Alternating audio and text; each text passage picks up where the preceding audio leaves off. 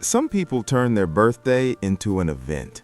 Balloons, banners, stories, reels, a whole production. And then there are others. No cake, no calls, no noise, just another Thursday.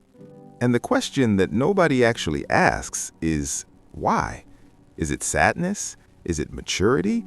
Or something much deeper quietly running in the background of their psychology?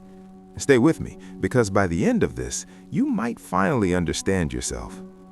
Let's start with the group that hurts the most to talk about. These are people who stopped celebrating not because they wanted to, but because life taught them to stop expecting. Think back. A birthday where nobody showed up, a plan that fell apart, friends who forgot, family who was too busy. It happened once, then again, then again. And the brain, being the survival machine it is, adapted. Psychologists call it learned helplessness. When disappointment repeats itself enough times, your mind stops reaching for good things altogether. It's not that the birthday stopped mattering, it's that hoping started hurting too much. So the armor goes on, and the day quietly passes. Then there's the second group, and honestly, most people fall here without even realizing it. These aren't sad people, they're just swallowed. Deadlines, responsibilities, notifications, life running at full speed with no pause button. Their birthday arrives, and before they've even processed the date, the afternoon is already gone. This isn't neglect. Psychologists actually have a name for it: time blindness. When the brain is chronically overloaded, it loses its ability to mark moments as special.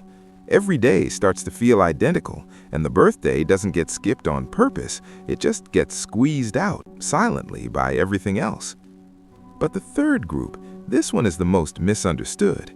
They know it's their birthday. They're not sad, they're not slammed with work, they just don't feel the need.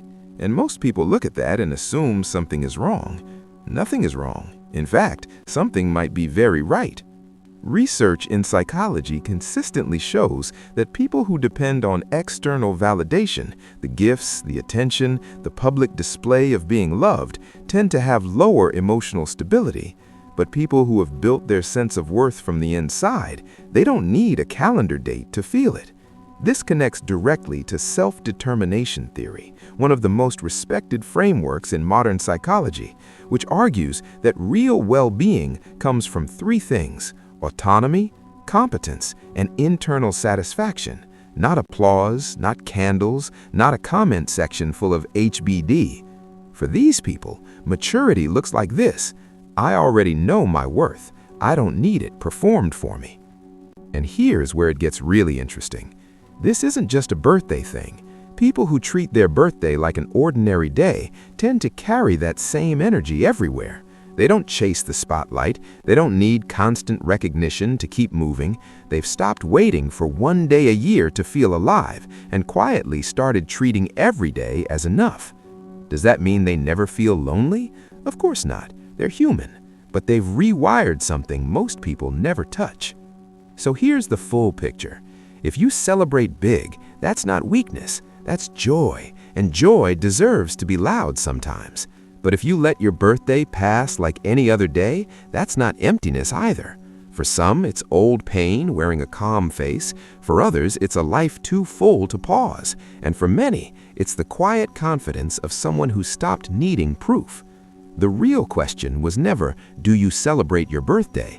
It was always, have you already found the celebration inside yourself? If this made you look at yourself differently, you're going to love what we cover next. We go deep into the psychology that actually explains you, not the surface stuff, the real patterns underneath. Hit subscribe so you're there when it drops. And if you want to go further, join our Discord. Real conversations, real mindset shifts, people actually growing together.